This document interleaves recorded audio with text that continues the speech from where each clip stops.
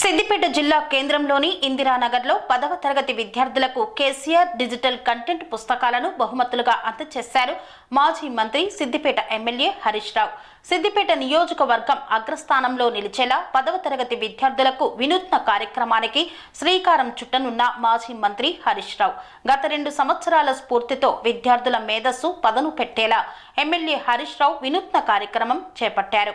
సిద్దిపేట నియోజకవర్గంలోని 2500 మంది 10వ తరగతి విద్యార్థులకు డిజిటల్ కంటెంట్ బుక్స్ అందజేశారు.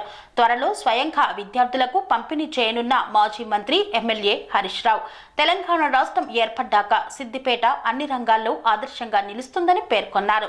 అదే స్ఫూర్తితో విద్యారంగంలో అభివృద్ధిలో ఆదర్శంగా నిలిచిందన్నారు.